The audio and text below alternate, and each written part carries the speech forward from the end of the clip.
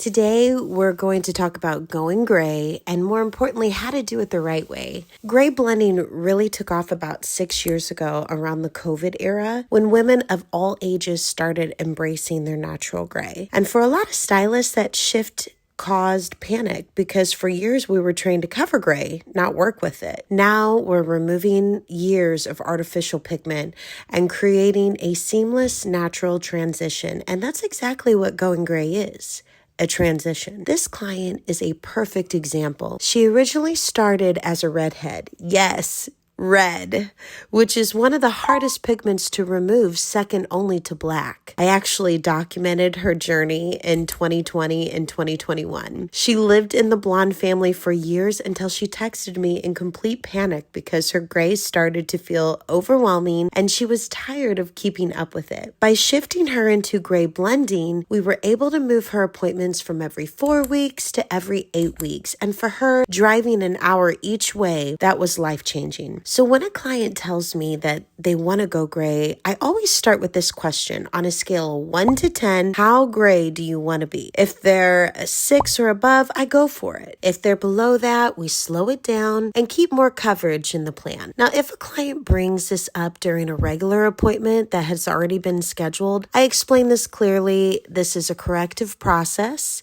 It requires more time, more intention, and a custom plan. So sometimes we can go ahead and start that same day by leaving more natural root out and doing a soft blend, but it really depends on their color history and their natural gray pattern. More than likely, we're going to have to reschedule, and that's why I always recommend a full consultation first. You need to talk about the cost, timeline, expectations, and what their natural gray actually looks like, because not all gray is the same. Now let's talk about more extreme cases. If this client were still red or even darker like black, I would absolutely recommend a color correction first. My goal would be to remove the artificial pigment and get her to a clean, even, level ash 7 base. Why a level 7? Because it gives you a workable, neutral base to start mimicking natural gray with highlights and lowlights. From there, I would bring them back in about 4 weeks to start refining with dimension. Highlights and lowlights that can actually match their own gray pattern. I always tell my clients, taking your time protects the integrity of your hair. For something like that, I would prep them for about 3 services. Transparency matters. Your clients need to be mentally and financially prepared. Now, something you may not know is there is another really cool way your clients can go gray and it doesn't change your client's normal color cost. It's slower and it's going to take longer, but it's one of the most affordable ways to transition.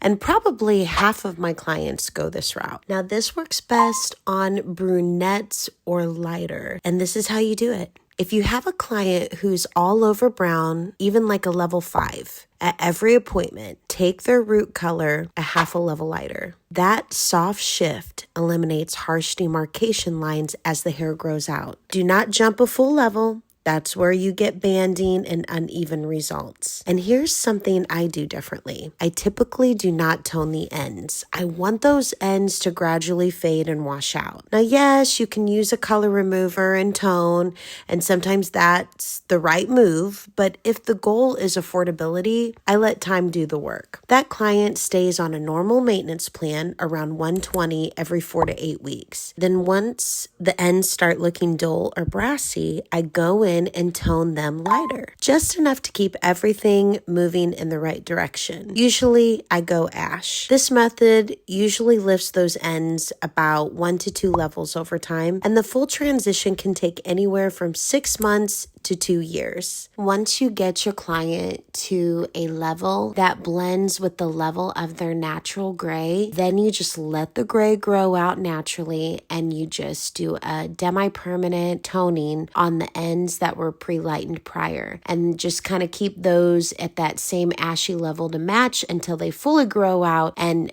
that's usually when your client does a cute little bob to get those last little bit of ends chopped off. Now let's get into gray blending, the part your clients will fall in love with, and what I did on this client you see here. Your client is still investing in high-end color services, but they're not stuck in that constant root retouch cycle anymore. The grow out looks natural, and that's the goal. Here are a few pro tips you will need to know for gray blending. Tip number 1.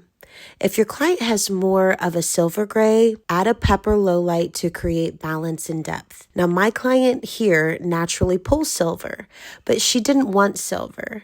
She wanted more of a soft white cream, so that's what I created for her. Tip number 2, if you're trying to create white, you need to lift to a pale yellow first. For her toner, I used a violet pearl base with a touch of gold violet so it didn't swing too flat or ashy. And I have to shout out my master stylist, Megan Logsdon, for that formula. It's one that I will be using in the future for a lot more platinums and gray-white blends moving forward. And I also have to say it's one of the biggest blessings of being an educator and being a mentor when you start with someone like Megan as an apprentice. And then I think she's been with me 5 years now. She literally teaches me and gives me new ideas. So thank you so much, Megan. Thank you to all my master stylists at V-Salon. You girls are amazing. Moving forward, tip number 3, alternate your foil work every appointment. One appointment highlights, next appointment lowlights. That's how you build a truly customized blend over time. And when you're choosing your tones, make sure they actually match the client's natural gray in depth, brightness, and tone. Tip number 4. Don't be afraid to get creative. Gray blending doesn't have to be boring. You can add mocha, caramel, buttery blondes, rich chocolates, even deeper lowlights that are close to black even, as long as it complements the natural gray. Have fun.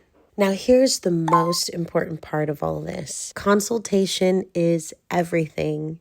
You need a plan, you need an end goal, and you need to document every step, your formulas, your placements, your results, because when that client comes back in 8 weeks or 6 months, your notes are going to be what guide you. You're not going to make the same mistake twice. And if you had an amazing result, you're going to be able to replicate it. Now, my final reminder, no 2 gray clients are the same. Different patterns, different density, different history, different expectations. So stay open and creative and have fun building custom gray blends that actually work for your client's lifestyle. If this helped you, make sure to like and subscribe. And if you have any questions about gray blending, drop them in the comments. I would love to help. As always, I'm the hair mentor. Create with intention and lead with your God-given purpose.